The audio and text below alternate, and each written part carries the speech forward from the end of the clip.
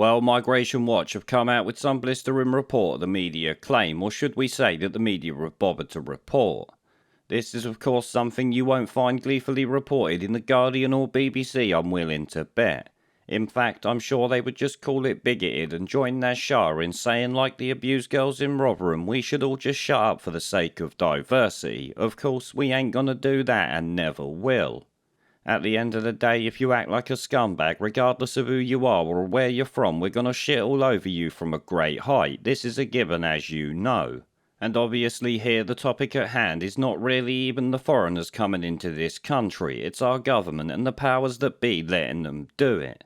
As I've said before, I fully understand people migrating to make their life better and hold no ill will against people who try to do it.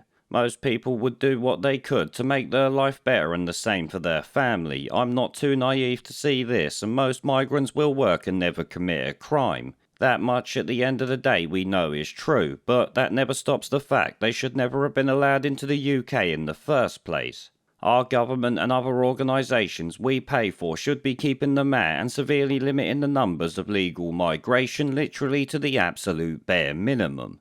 Only the best of the best for something we don't have at that moment in time, and preferably on a temporary basis while we train our own guys to do it. That's obviously how I would have it done anyway if I was in charge. As you lot know, our politicians are some of the most corrupt, contemptible scumbags humanity has ever shat at, so we've literally got no chance of any of that happening.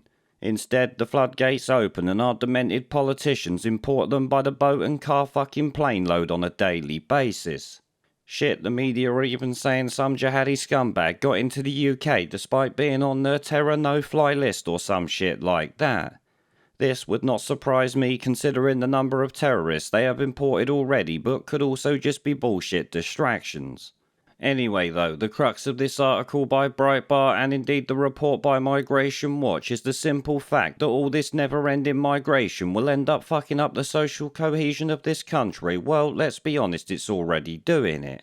But I would go further and say not only that, it is also increasing the risk our children face probably tenfold, not only from regular crime, but from dirty grooming gang scumbags and shit like that. Literally most, if not all, grooming gangs you hear about outside of Westminster is made up by mostly peaceful but sometimes rapey Pakistani men. Obviously, it's not exclusively them, but being overrepresented in that group is an understatement. And speaking of understatements, I expect it's much like the article's claims of there being 9.2 million foreigners in the UK. I bet it's actually closer to 12 or 13 million at least, but that's just me. Either way though, it's far too much and should mean the borders are closed to new arrivals, and I literally mean completely closed.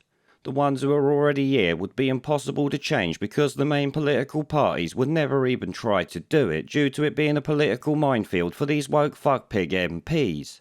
And as I've said before, and anyone with half a brain cell should know at this point, the main two political parties would never let a new party win an election. Labour and the Tories would not give up the monopoly on power that they have, and if they was going to lose to a new political party, they would just change the rules of the election using the Houses of Parliament. As they say, power corrupts, and absolute power corrupts absolutely. Parliament, it seems, has ultimate absolute power in this country, and it's as corrupt as they come. The only way out of this shit show, like most shit shows the government puts on its people, is not going to be pleasant, let me tell ya. Whether it be bullshit policies taking away people's freedom or importing half of the fucking world, it doesn't even matter. The only way out of it's gonna be a complete shit show, let me tell ya.